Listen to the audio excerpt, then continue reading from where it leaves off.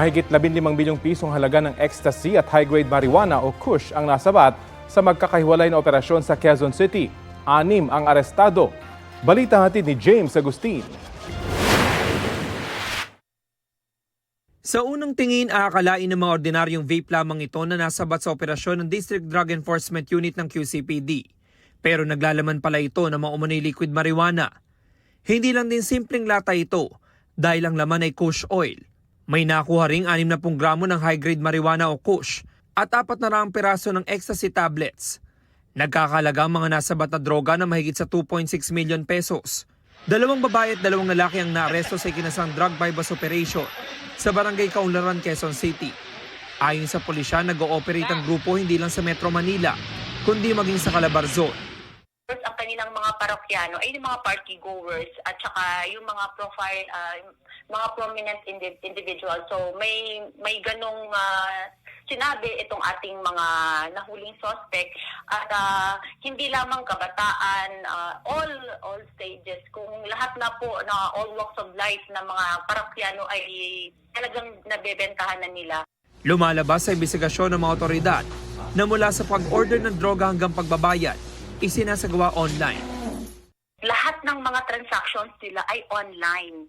So actually itong may mga na-confiscate pa nga ng mga bags, may mga may mga tags na kung kanino ito, kung i-send para through parcel. So just ordinary lang talaga.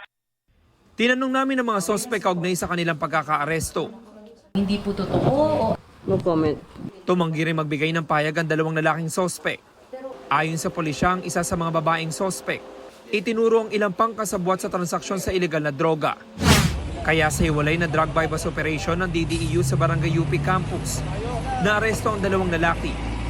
Nakuha sa kanila ang mahigit 1,700 gramo ng shabu at 750 gramo ng MDMA o low-grade ecstasy.